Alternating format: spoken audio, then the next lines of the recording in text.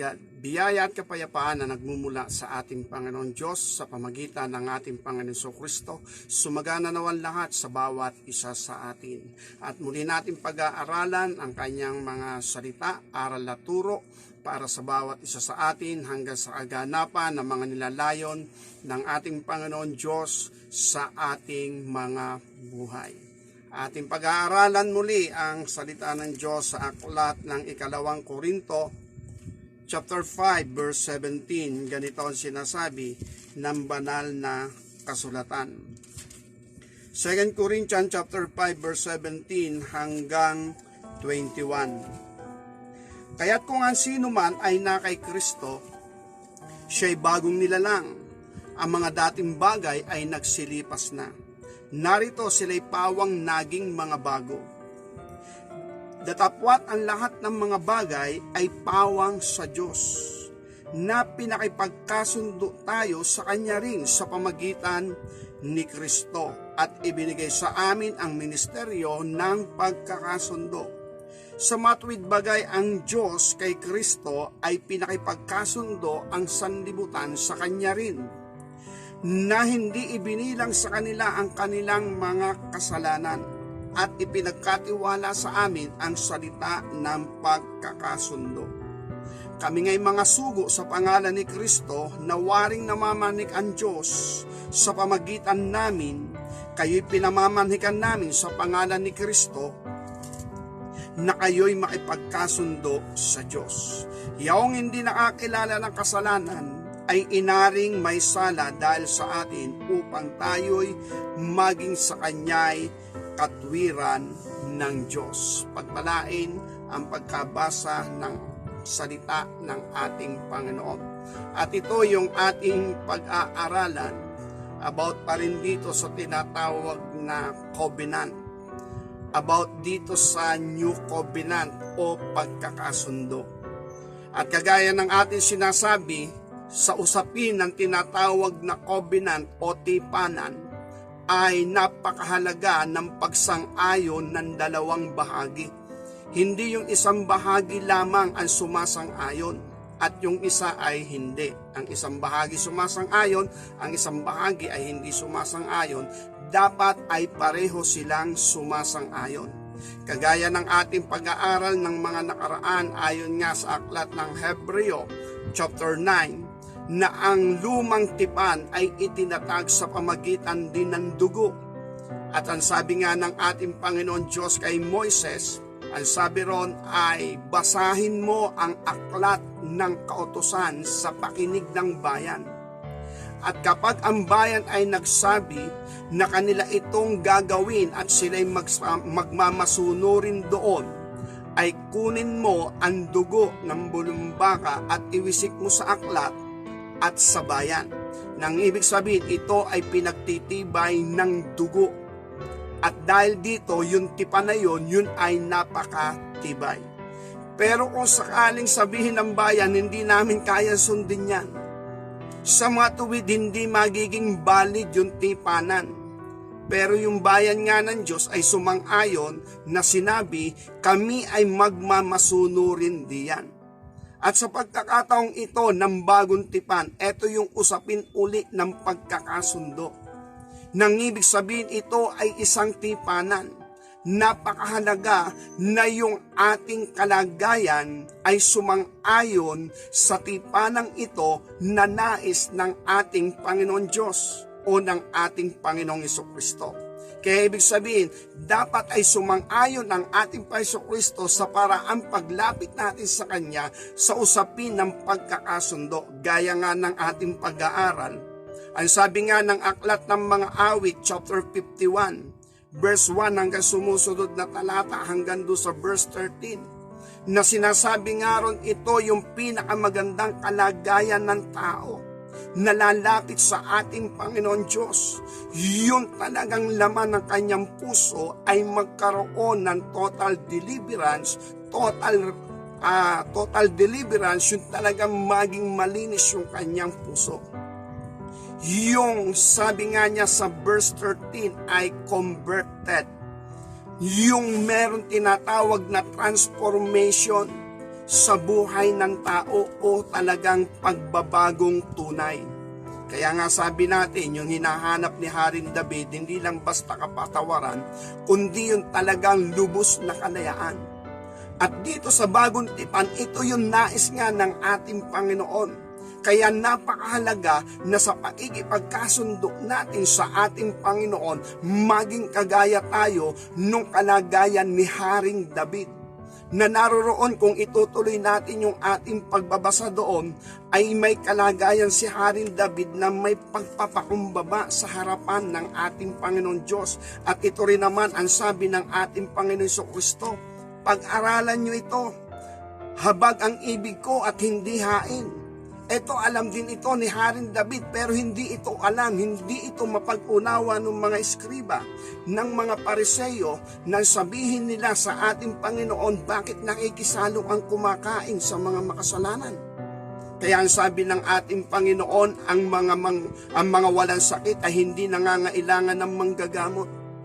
At pag-aralan nito, habag ang ibig ko, hindi hain.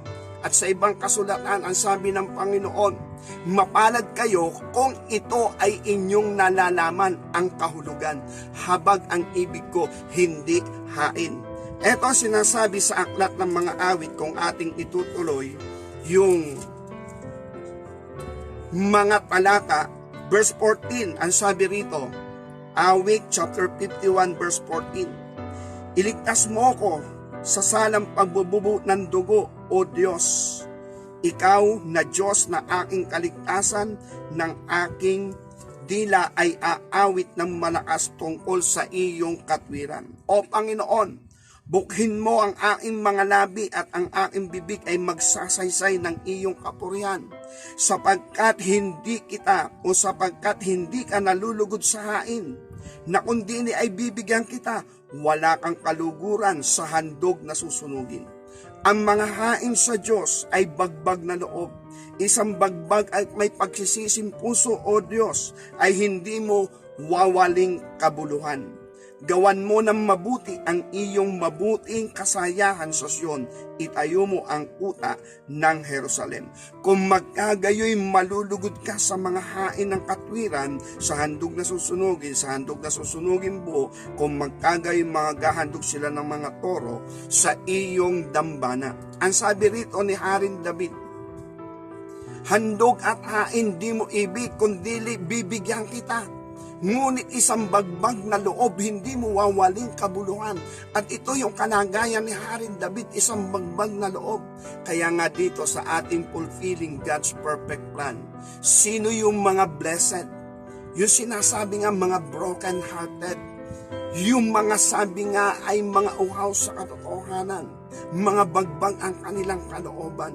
At sino rin yung mga inire-restore ng ating Panginoon? Sila din sa aklat ng Isaiah chapter 61 verse 1 to 3. Nang ibig sabihin, sila ang inaabot ng ating Panginoon Jesucristo, mga bagbag ang loob, mga nabibilanggo, mga nasa kadalamhatian, mga nabibihag, mga napipigati. At kung titingnan natin ang kalagayang ito ni Haring David, ito yung kalagayan niya.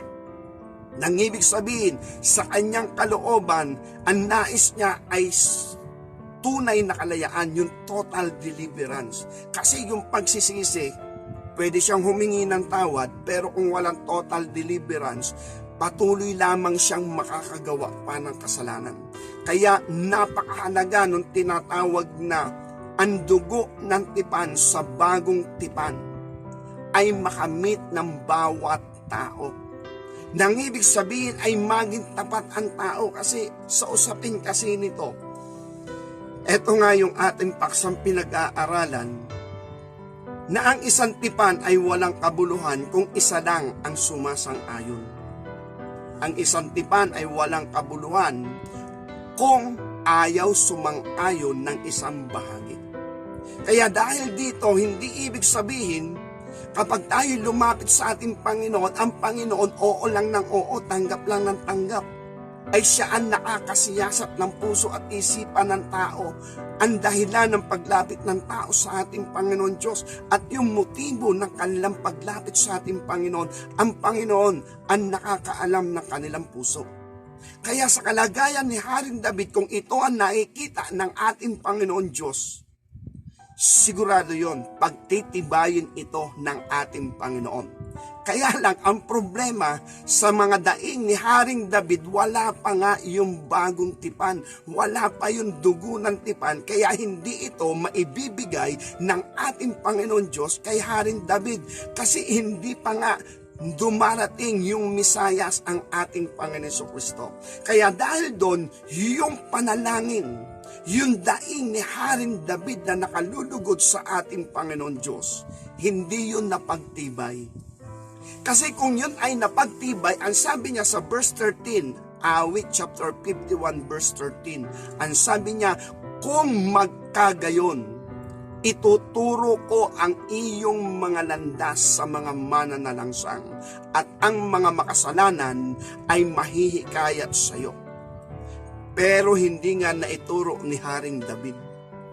Hindi niya naituro sa maraming tao o sa kanyang kababayan o sa kanyang bayan. Kaya walang sulat si Haring David kung paano magkakaroon ng total deliverance ang buhay ng tao patungkol sa kasalanan. Wala doon nasulat si Haring David. Maybe bagamat walang tinatawag na author sa aklat ng mga awit chapter 119 kung sino ang author nun. Pero kung ganito ang kalagayan ni Haring David, na ang aking nakikita doon ay yung usaping quicken me, O Lord. Sa Tagalog ay buhayin mo, O Panginoon. Kaya ibig sabihin, yung quicken na yun yung hinihingi rin ni Haring David. Yung sinasabing, create and me a clean heart, O God, and renew a right spirit within me. Renew, sabi sa Tagalog ay magbago ka ng espiritu sa loob ko. Ang kailangan ay pagbabago ng espiritu. Kaya dahil dito, kung titingnan natin, tama yung paglapit ni Haring David sa ating Panginoon Diyos. Kaya lang ang problema, wala pa yung Redeemer. Wala pa yung manunubos. Kaya dahil dito, hindi ito maibigay ng ating Panginoon Diyos kay David. Bagamat yun ay karapat-dapat na dalangin ni Haring David. Kaya sana maunawaan natin ang ibig sabihin, ang pagkakasundo o ang covenant ay pagtitibayin ng dalawang bahagi. Kapag ang isang bahagi sumasang-ayon, ang isang bahagi sumasang-ayon, pinagtitibay yun at pinag-iisa, at yun ay nagiging isang tipan. Kaya nga, sabi nga, null and void ang isang tipan kung isang bahagi lang ang sumasang-ayon. At ang ibig sabihin nga ng null or in void ay not operative. Na ibig sabihin hindi nagpapangsyon, hindi umiiral. Ang isang halimbawa ng mga bagay na ito ay ang kautusan ng ating Panginoon Diyos, yung lumang tipan. Na ang sabi nga doon, sabi ng ating pag-aaral, sabi ng Panginoon Diyos kay Moises, basahin mo ang aklat ng kautusan sa pakinig ng bayan. At kung sila'y sumang-ayon, kunin mo ang dugo, iwisik sa bayan at iwisik sa aklat. Ibig sabihin, pinagtibay. At dito makikita natin kung gaano katibay ang tipan. Ito nga yung isang kasaysayan na itong si Usa ng angkaro na kinalalagyan ng kaba ng tipan ay gumewang dahil yung toro ay, yung baka ay natapilok. At dahil dito yung karo ay gumewang at mabubuwal. Hinawakan nyo ni Usa yung kaba ng tipan. At yung pa naman yung sabi ng Panginoon, walang hahawak diyan sa inyo. Mamamatay ang hahawak niyan. At dahil dito, maganda yung puso ni Usa para wag mabuwal yung kaba ng tipan. Hinawakan niya, inalalayan niya. Pero sabi ron, nagalit ang Diyos. Kaya dahil dito, kung ang ating Panginoon ay nagalit, dahil yun ay isang tipanan na hindi sinunod ni Usa. At kung titingnan naman natin sa 1 Samuel chapter 4, chapter 5, chapter 6, ang kaba ng tipan ng ating Panginoon Diyos, nakuha ng mga Pilisteo. Naging samsam ng mga Pilisteo. At hindi alam ng mga Pilisteo kung ano ang dapat gawin sa kaba ng tipan. Ang kabanantipan, binubuhat yan sa pamagitan ng tikin, yung mahabang kahoy. At yung tikin na yon ay isinusuot doon sa ring, yung anggolya. At ibig sabihin, para wag mahawakan ng tao yung kabanantipan. At sa pamagitan ng kabila nun, binubuhat yun sa pamagitan ng tikin. At hindi nila nahawakan ang kabanantipan. Pero nang ito ay maging samsam ng mga Pelisteo, hindi nila alam ang paraan kung paano bubuhatin ang kabanantipan ng Diyos. Kaya dahil dito, hinahawakan nila yon, inuusong nila yon, binubuhat nila yon, nang ipasok nila ito sa bahay ng kanilang mga Diyos. Doon sa bahay ni Dagon, ang sabi nga ron, itinabi nila sa kanilang mga Diyos-Diyosan. At sa kinabukasan, nabubuwal yung kanilang mga larawan, yung kanilang mga ribulto, tumataob, ibinabangon uli nila. Pero nung bandang huli, naputol na ang kamay, naputol pati ulo. Kaya dahil doon, nag-isip ang mga Pelisteo, dapat siguro ibalik na lang natin ang kabanantipan sa Israel. Nagagalit sa atin ang kanilang Diyos. Hindi magkasundo yung ating Diyos at yung kanilang Diyos. Kaya dahil doon, inilagay nila ito sa panibagong kaha, sa panibagong lalagyan, at isinilid nila doon yung kabanantipan ng Diyos. At ibig sabihin, habang isinisilid nila doon, hinahawakan nila yon. Pero ang tanong, wala sa kanilang namamatay at walang natala na may namatay sa mga Pelisteo. Sapagkat kung may namatay, hindi nila maaagaw ang kabanantipan. Ang lahat ng hahawak doon mamamatay. Bakit hindi yung ginawa ng ating Panginoon? Sapagkat ang ating Panginoon may tipan sa kanyang bayan. Pero sa Pelisteo, wala siyang tipan. Kaya yung tipan na sinasabi na ang sino mang humawak sa kabanantipan ng ating Panginoon Diyos, mamamatay. Pag sila'y nagkasundo sa tipanang yon at sumang-ayon nga ang bansang Israel, ang mga Israelita, sumang-ayon sila. Kaya dahil doon, itong si Usa ay agad na namatay nang hawakan niya yung kabanantipan. Pero sa mga Pelisteo, walang namamatay. Bakit? Walang umiiral kasing tipan. Walang umiiral na tipanan. Kaya dahil dito, ito yung makikita natin na napakahalaga at napakabisa nung kasunduan, nung usapan. At ang Pelisteo at ang ating Panginoon Diyos walang usapan. Kaya kahit hawakan nila ang kabanantipan, hindi sila namamatay. Pero doon sa merong kasunduan, gaya ng mga Israelita, ito ay isang tipan sa kanila. At dahil dito, nang hawakan ito ni Usa, pinakita ng ating Panginoon Diyos na ang tipan ay matibay at umiiral. Kasi nga, ito ay napagkasunduan ng dalawang bahagi. Kaya dahil dito sa bagong tipan, dito tayo nagtataka na ang sabi nga ay napakahalaga ng redemption, napakahalaga ng katubusan. Pero yun nga ang ating nakikita. Ano sinasabi ng marami? Pare-pareho lang naman yan. Iisa lang naman yan. Iisa lang ang ugali, iisa lang din yung hindi makita yung redemption. Kaya napakahalaga na tayo'y maging tapat sa ating sarili.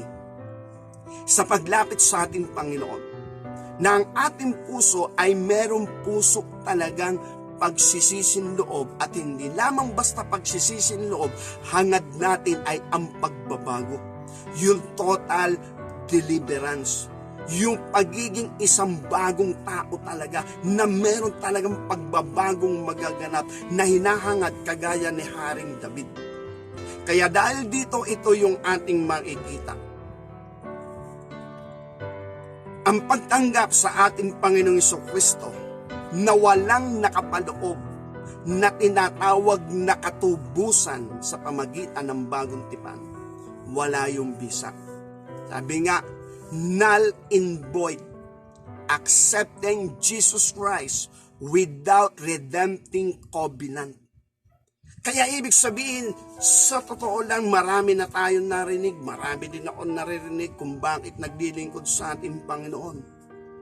Dahil sa kanilang mga pangako at mga panata. Ang pangako nila, makarecover lang sila sa kanilang negosyo, maglilingkod sila sa Panginoon, makalusot lamang sila sa kanilang problemang dinadaanan, maglilingkod sila sa ating Panginoon. Pero sa usaping yun, kung atin liliwanagin, ang tamang paglilingkod sa ating Panginoon Diyos ay yung sinabi ni Haring David, kung magkaganon, ituturo ko ang iyong mga lakad sa mga mananalangsang at ang mga makasalanan ay mahihikayat. Nang ibig sabihin, alam ni Haring David kung paano ituturo ang landas o lakad ng ating Panginoon. Bakit? Kasi naranasan niya. Kaya ibig sabihin, hindi pwede na hindi niya sasalitain ang kabutihan at kadakilaan ng Diyos gayong naranasan niya at napatunayan niya.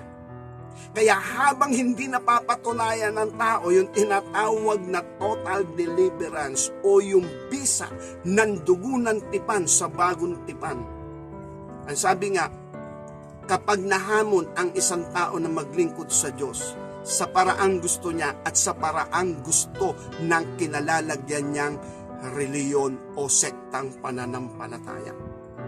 Pero hindi niya nalalaman kung ano ba ang pinakang kalooban ng ating Panginoon Diyos. Na gaya ng sinasabi ni Apostol Pedro, 1 Peter chapter 2 verse 9, lagi natin binabanggit. Kayo'y isang lahing hirang, isang makaharing pagkasaserdote, bayang banal, bayang pag-aaring sarili ng Diyos, upang ipahayag ninyo ang mga karangalan niya o tumawag sa inyo mula sa kadiliman hanggang sa kanyang kagilagilalas na kaliwanagan. Ipahayag niyo yung karangalan ng ating Panginoon Diyos na nagbigay sa inyo ng kalayaan mula doon sa kadiliman at kung paano kayo nakarating sa kanyang kagilagilalas na kaliwanagan, yun ang inyong ipahayag. Kaya ibig sabihin, ito rin yung nais ni Haring David kung matatanggap niya yung tinatawag na total deliverance mula doon sa kasalanan. Sapagkat sa tiyan pa nga lang daw ng kanyang ina, ipinaglihin na siya sa kasalanan at alam niya na siya ay nasa kasalanan. Ang nais niya ay kalayaan. Kaya dahil dito, kung yun ang laman ng puso ni Haring David at kung ang Panginoon ay tumugon sa kanya, hindi pwedeng hindi salitain ito ni Haring David. Sapagkat ito'y kayamanan sa kanya at ito ay kaginhawaan sa kanya at alam niya na ang kanyang kapwa ay nangangailangan din nito. Hindi reliyon, hindi sektang pananampalataya ang ituturo ni Haring David, kundi kung paano siya na-transform sa harapan ng ating Panginoon, kung paano nilinis ang kanyang puso. Yung isang dalisay na puso, kung paano ginawa yun ng ating Panginoon Diyos sa kanya. At kung paano nilagyan siya sa loob niya ng isang bagong diwa o bagong espiritu. At ito rin ang bagong tipan. Kaya nga sabi nga natin, kung ano ang tinanggap ng tao, yun din ang ibibigay niya. Kung ang tinanggap ng tao yung reliyon din ang ibibigay niya. Kung siya'y nakatanggap ng biyaya ang ituturo niya, ang ibibigay niya. Kung siya'y nakatanggap ng mga biyayang mula sa Panginoon sa pamagitan ng pagtatagumpay na makalabas siya mula doon sa kapangyarihan ng kadiliman at makarating sa kagilagilalas na kaliwanagan, yun din ang ituturo niya. Hindi ang sektang pananampalataya na gaya ng sinalita ni Haring David. Ituturo ko ang iyong mga daan, yung paraan mo, yung nais mo, yung gusto mo, yung kalooban mo. Ituturo ko sa mga mananalangsang at ang mga makasalanan ay mahihikayat. Kaya dahil dito, napakahalaga na ating maunawaan. Kapag sinabing tipan, yan ay matibay at pinagtitibay. Sa banal na kasulatan, kung ang Israel noon ay nasakop ng mga Kaldeo o ng Babylonia, pero iningatan pa rin niya ang mga nag-iingat ng kanyang salita, gaya nitong si Daniel, si Propeta Daniel. Sa aklat ng Daniel chapter 9 verse 4, ganito ang sinasabi ng banal na kasulatan.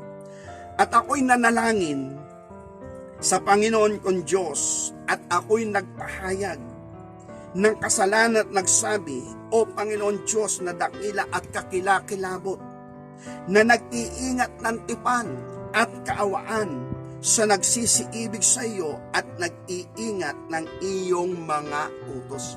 Sinalita ito ni Propeta Daniel. Nang ibig sabihin, inaalaala dito ni Propeta Daniel ang tipan mula sa ating Panginoon Diyos. At yung tipan na yon ay pinagtitibay naman ng ating Panginoon. Laging nating nasasabi, ano ba ang resulta ng lumang tipan o ang tipan ng kautusan ng salita ng Diyos?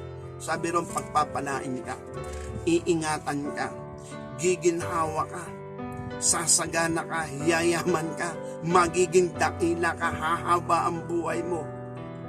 Yun yung mga pangako ng bagong tipan. At ngayon, ang Israel, sila ngayon ay nasa ilalim ng pananakop ng Kaldeo, hindi sila napasakop sa Kaldeo. Na gaya ng sinabi ng ating Panginoon Diyos kay Propeta Jeremiah. At naging kalaban pa nga nila ang kanilang propeta, si Propeta Jeremiah. Kaya dahil dito, ito yung ating makikita. Nang ibig sabihin, ang bansang Israel ay naroon sa tinatawag na kadustaan. At ito rin yung panalangin ni Propeta Nehemiah o ni Nehemiah. Ang sabi rin niya rito sa aklat ng Nehemiah chapter 1. Verse 2, simulan natin sa verse 2. Na si Hanani na isa sa aking mga kapatid ay dumating. Siya at ilang lalaki na mula sa Huda at tinanong ko sila tungkol sa mga Hudyo na nakatanan, na nangaiwan sa pagkabiyag at tungkol sa Jerusalem, at sinabi nila sa akin, ang nalabi na naiwan sa pagkabiyag doon sa lalawigan ay nasa malaking kapighatian at kakutyaan. Ang kuta naman sa Jerusalem ay nabagsak, at ang mga pintuang bayan ay nangasunog sa apoy. At nangyari na marinig ko ang mga salitang ito na ako'y naupo. Umiyak na nangis ng ilang araw, at ako'y nag-ayuno at dumalangin sa harap ng Diyos ng langit.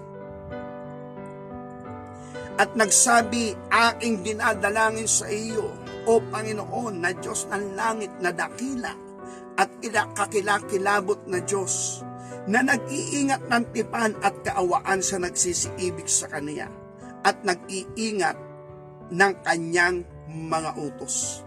Ito yung panalangin ni Nehemiah at panalangin ni Propeta Daniel, parehas. Ang Diyos na dakila na nag-iingat ng Kanyang tipan. At lalo na daw doon sa mga nag-iingat din ng mga utos ng ating Panginoon Diyos. At siyempre si Propeta Daniel, yan ay nag-iingat ng utos ng ating Panginoon. Kaya nga nung pakakainin sila ng pagkain ng mga hari, tinanggihan nila yon. At kung ano yung pagkain mga gulay, yun ang kanilang hiningi doon sa tagapangasiwa sa pagkain. Hindi siya nga na-compromise, yun na atin laging napapakinggan, pero ito yung ating makikita. Ang tipan ng Diyos ay nananatili pa ring matibay. Sa mga nag-iingat ng utos ng Diyos doon sa lumang tipan, ang pagginhawa ay laging nakalakip. Yung pagiging dakila ay laging nakalakip. Yung pangako niya, ginagawa pa rin niya. Pero yung kanilang mga kababayan at yung hari nga ng Israel, nawala ng pahalaga o pagpapahalaga sa salita ng Diyos o sa tipan ng kautusan. Ang sabi ron, sila'y nangapahamak at sila'y nasa kadustaan. Pero yung mga nag-iingat ng salita ng Diyos at ng mga utos ng Diyos o nananatili sa tipan ng Diyos, eto si Propeta Daniel, na andun siya sa kaharian ng Babylonia. Napalagay siya ron, pinaginhawa siya ron, at siya pa nga yung kasungguni ng hari. Isa siya doon sa mga satrapa, isa siya doon sa pinuno ng mga satrapa. Ibig sabihin, may mataas na posisyon si Propeta Daniel. At kung ikaw ay nasa kaharian, syempre, at may mataas na kalagayan, syempre maginhawa ka. Dakila ka. At ito rin si Nehemiah, kabirar naman si Nehemiah rin ng hari. At maganda yung kanyang kalagayan. Nang ibig sabihin, ang tipan ng Diyos, pinaiiral pa rin talaga yan ng Diyos doon sa mga nag-iigat din ng kanyang tipan, pero yung nagpapawalang halaga na sa kanyang tipan. Ang sabi ron, pinababayaan din niya kasi yung nga ang nakalagay doon. Ang kautusan, ang tipan ng kautusan, ang nakapaloob dyan ay buhay din at kamatayan. Kaya sabi nga sa aklat ng Deuteronomio chapter 28, kung susundin ninyo ang mga utos, ang aking salita, hindi kayo liliko sa kaliwa o sa kanan, pagpapalain kayo. Pero kung kayo magiging masuwayan, eto naman ang mga sumpa na darating sa iyo. Ang katakot-takot ng mga sumpa. Kaya merong matibay na tipan yon.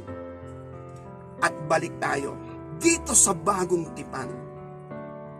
Mahalaga yung parehong nagkakasundo. Sumasang-ayon ang ating Panginoon Diyos kapag nagpapatubos yung tao.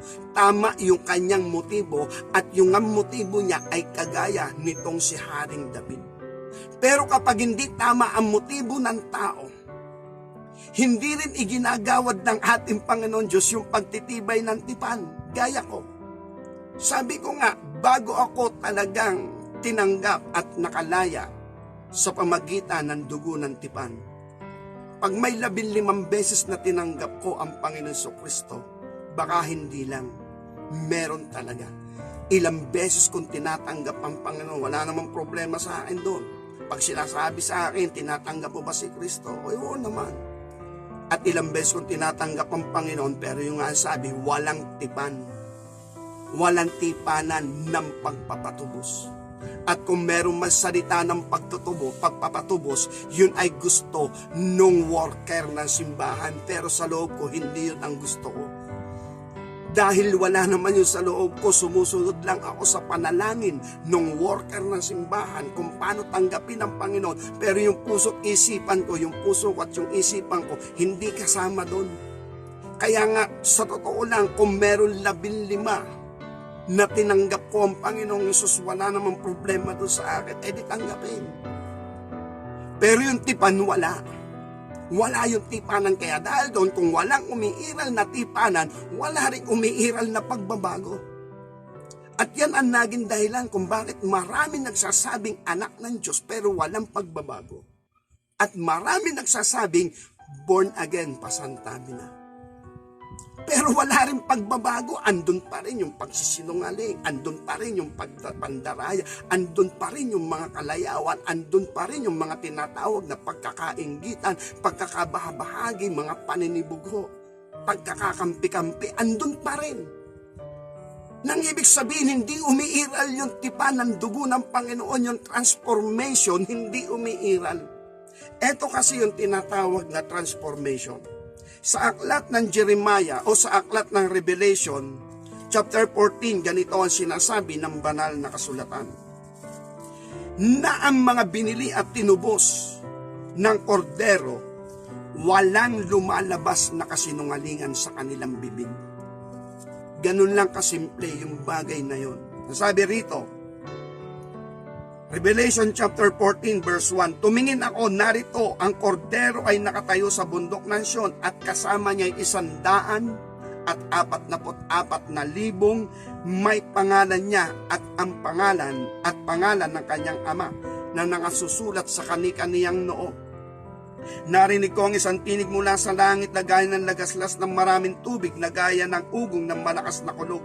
At ang tubig na aking narinig ay gaya ng mga manunugtog ng alpa na tumutugtog ng kanilang mga alpa.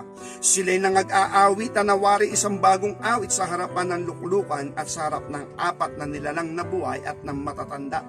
At sino man ay hindi maaaring matuto ng awit kundi ang 144,000 lamang. Sa mga tuwid, siyang mga binili mula sa lupa. Ito daw yung mga binili sa lupa. At ang sabi rito, ang mga ito'y hindi nangahawa sa mga babae sapagkat sila'y mga malilinis. Ang mga ito ang nagsisunod sa kordero, saan man siya pumaroon. Ang mga ito'y binili sa gitna ng mga tao na maging pangunahing bunga ng Diyos at ng kordero. At sa kani-kaniyang bibig ay walang nasumpungang kasinungalingan. Sila'y mga walang dungis. Ang mga taong ito binili ng kordero sa lupa. At ang sabi ron, sa kani-kaniyang bibig walang lumabas na kasinungalingan. At kung walang lumabas na kasinungalingan, ang ibig sabihin, sila ay tunay na nagkaroon ng tinatawag na transformation. Sabi nga, sinong taong hindi nagsinungaling? Kagaya rin yan, sinong taong hindi nagkasala? Lahat ay nagkasala. Pero sa usapin ng redemption, dapat maging malaya ka na dun. At ito rin yung sinasabi rito, sa kani-kaniyang bibig, walang lumabas na kasinungalingan. Kasi nagkaroon sila ng total deliverance. Nagkaroon sila ng tinatawag na transformation. At naroroon yung ganap nilang kalayaan. Ang sabi rito sa aklat ng mga gawa, chapter 20, verse 28, ganito ang sinasabi, ingatan mo ang iyong sarili at ang buong kawan, na sa kanila'y ginawa ka ng Espiritu Santo na mga obispo, upang pakanin mo ang iglesia ng Panginoon na binili niya ng kaniyang sariling dugo. Nang ibig sabihin, ang iglesia ng ating Panginoon at ito nga na 144,000. Ang sabi ron, binili mula sa lupa at yo'y binili sa pamagitan ng dugo ng kordero. Then dahil doon, wala daw lumalabas na kasinungalingan sa kanilang bibig. Kaya dahil dito, napakahalaga na ating makita yung tinatawag na kapangyarihan ng dugo ng tipan ng bagong tipan. Kasi nga, ang sabi nga, yung usapin ng kasinungalingan, hindi daw yung papasok sa kaharian ng langit. Kaya kailangan yung deliverance, kailangan yung kalayaan. Revelation chapter 21, ganito ang sinasabi ng banal na kasulatan. Ang sabi rito sa verse 25, dito na lang, chapter 21, verse 25. At ang mga pintuan na iyon hindi lalapat kailanman sa araw sapagkat hindi magkakaroon doon ng gabi. At dadali nila sa loob niyaon ang karangalan at kapurihan ng mga bansa. At hindi papasok doon sa anumang paraan ang anumang bagay na karumaldumal o siyang gumagawa ng kasuklam-suklam at ng kasinungalingan, kundi yaong lamang mga nakasulat sa aklat ng buhay ng kordero. Yun din ang sinasabi dito sa chapter 21 verse 8. Ngunit sa mga duwag at sa mga hindi mananampalataya, sa mga kasuklam-suklam, sa mga mamamatay tao, sa mga mapakiapid, sa mga manggagaway, sa mga pagsamba sa Diyos-Diyosan, sa lahat ng mga sinungaling, ang kanilang bahagi ay ang dagat-dagat ang nagdininga sa apoy at asopre na siyang ikalawang kamatayan. Doon lang tayo sa usapin ng pagsisinungaling, bagamat marami pang bagay. Kasi ang sabi nga na Revelation chapter 14, yung mga binili niya, buhat ng ito'y kanyang bilihin, walang lumabas na kasinungalingan sa kanilang bibig. Kaya ibig sabihin, mahirap itong mangyari, pero gagawin ito ng ating Panginoon sa pamagitan ng dugo ng tipan. Kaya nga sabi ng John chapter 8, verse 32 to 36, inyong makikilala ang katotohanan at ang katotohanan ang magpapalaya sa inyo. Kaya sabi nga, huwag tayong pumayag kasi itong pananampalatayang ito, sabi nga ni Judas, sabi nga, ibinigay na minsan at magpakailanman. Ibig sabihin, wala itong ulitan. Kaya tiyakin natin kung anong sinasabi ng banal na kasulatan. Dapat andun tayo. Yung sabi nga natin, we are in the right path. Huwag lamang yung thinking positive. Think positive. Lahat naman ng reliyon nagsasabing ligtas. Siyempre, alangan naman. At lahat siyempre, umaasa sila ng buhay na walang hanggan. Lalo na kung sila ay tumutupad ng mga ano'y tuntunin ng kanilang reliyon. Anin pa yung mga hindi talagang aktibo sa kanilang reliyon. Yun, sabi nga ay hindi talaga loyal sa kanilang reliyon. Alanganin yun. Pero lahat ng loyal, lahat ng tapat na tumutupad sa mga ali tuntunin ng kanilang reliyon, lahat yan umaasa ng buhay na walang hanggan. But actually, dito sa usapin ng redemption, ang Panginoong Hesus ang magbibigay ng kalayaan. At ang dugo ng tipan na nagpabanal sa ating Panginoong Jesucristo, yun din ang dadaanan natin na magpapabanal sa atin. Upang sa gayon tayo ay maging karapat-dapat. Kaya ang tipan, napakahalaga maunawaan natin. ang bagong tipan, kung anong ibig sabihin ng bagong tipan. Maraming pananampalataya, sabi nga ni Apostol Pablo. Ay sabi niya, kung magkaroon man ako ng pananampalataya, ano pat pati bundok, mapalipat ko na. Pero kung wala akong pag-ibig, wala akong kabuluhan. Kung magkaroon ako ng pananampalataya, ibigay ko ang aking mga tinatangkilik at ibigay sa mga dukha. Kung wala akong pag-ibig, wala akong kabuluhan. Ito sabi ni Apostol Pablo, 1 Corinthians chapter 13, verse 2, at kung magkaroon ako ng kaloob ng panguhula, maalaman ko ang mga hiwaga at ang lahat ng kaalaman, at magkaroon ako ng buong pananampalataya. Ano pat mapalipat ko ang mga bundok, datapot wala akong pag-ibig, ay wala akong kabuluhan. At kung ipagkaloob ko ang aking mga tinatangkilik upang ipakain sa mga dukha, at kung ibigay ko ang aking katawan upang sunugin, datapot wala akong pag-ibig, ay walang kapakikinabangin sa akin. Ang pag-ibig ay mapagpahinuhod at magandang loob. Nang ibig sabihin, sa usapin ng pananampalataya, iiral ang ating mga pananampalataya, pero sa usapin ng kaligtasan at katubusan at buhay na walang hanggan, dapat i-focus natin doon yung ating pananampalataya. Gaya nga ng ating sinabi, patungkol kay Apostol Pedro. Ang sabi ron, nanampalataya sa Apostol Pedro, ang sabi ng Panginoon, pumarong ka sa laot, ihagis mo ang iyong lambat upang mamalakaya, o ihulog mo ang iyong lambat upang mamalakaya. Sumampalataya sa Pedro. Ang sabi niya, Guro, magdamag na kaming nanghuli, wala kaming nahuli. Pero dahil sa iyong salita, sinampalatayanan niya yung salita. At nakahuli siya ng marami. At sa pananampalatayang yun, na nagawa ni Apostol Pedro, nakalugod-lugod sa Diyos, hindi usapin yun ng kaligtasan. Ang usapin ng kaligtasan, yung redemption, na merong isang pampalubag loob na nag-alay para ang kasalanan ng sanlibutan ay mapatawad. At ito'y walang iba kundi ang ating Panginoon Kristo. Siya ang umako sa sala ng sanlibutan. At dahil doon, ang sino man makikipagkaisa dito sa dugo ng tipan na ito, wala na siyang babayarang kasalanan. At magkakaroon siya ng kalayaan. Magkakaroon siya ng transformation. Kaya dahil dito, napakahalaga na maunawaan natin saan natin itututok yung ating pananampalataya. Sabi nga ni Apostol, o sabi nga ni Santiago, James chapter 2, ang sabi nga doon sa verse 17 hanggang sumusunod na talata, ang pananampalataya na walang gawa ay patay sa kanyang sarili, baog. Kaya ibig sabihin, ang pananampalataya may kalakip na gawa.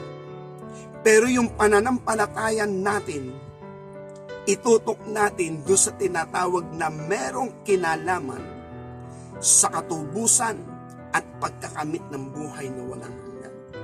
Sapagkat si Pedro sumasampalataya sa Panginoon, inihulog niya ang kanyang kawil, at ang sabi ng Panginoon, ang unang isda na makuha mo diyan, ibuka mo ang bibig, meron dyan isang siklo. Sumampalataya si Pedro, pero hindi yun usapin ng kaligtasan. At dito dapat itutok natin yung ating pananampalataya mismo sa dugo ng tipan. Ang kailangan dito ay redemption, pagpapatubos.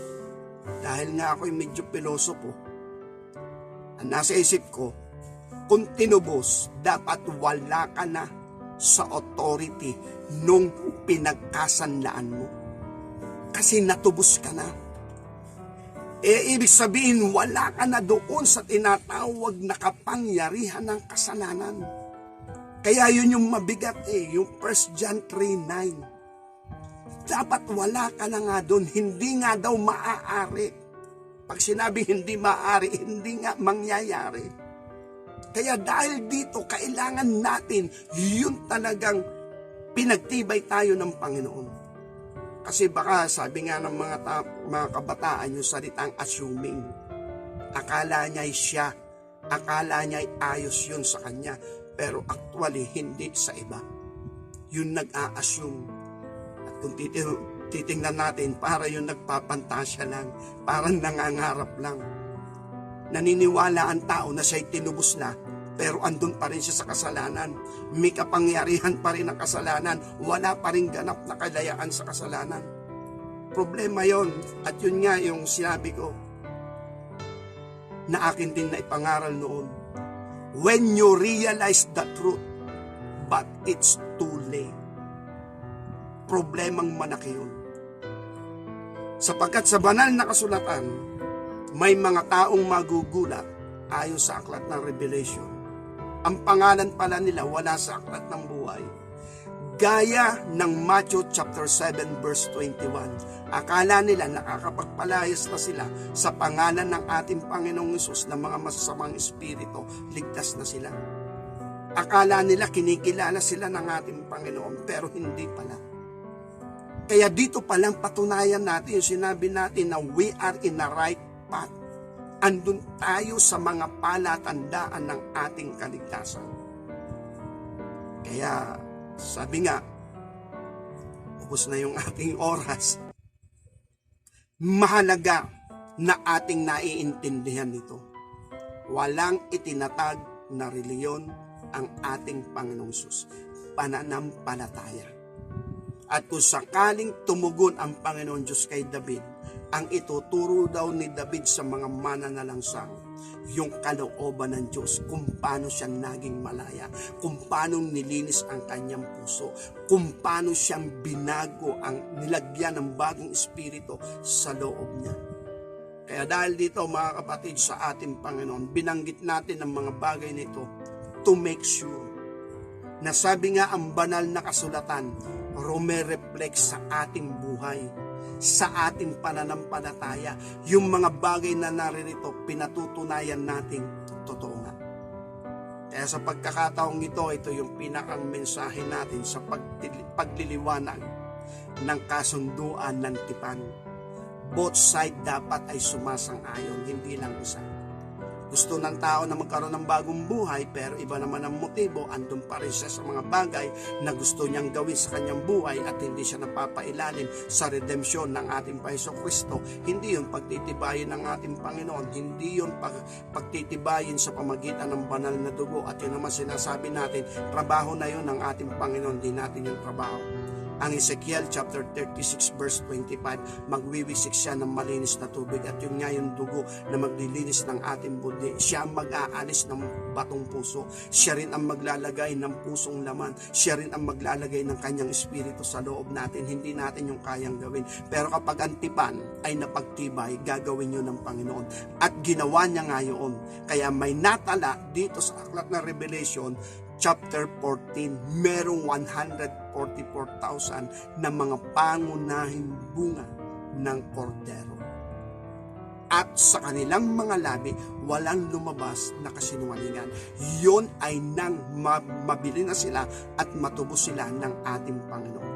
Pero nung hindi pa sila natutubos, ayun nga, wala nga matuwid. Lahat ay nagkasala, lahat ay nagsinungaling. Pero buwat nang sila'y magpatubos sa Panginoon, yun yung total deliverance. Yun yung total na sabi nga ay transformation ng kanilang buhay at sila'y mga binago at mga bagong tao. Okay, pansamantala, ito po muna yung ating pag-aaral at maaari sa susunod, ituloy po natin ito sa pamagitan ng mga aral ng Ebanghelyo ng ating Panginoon Kristo.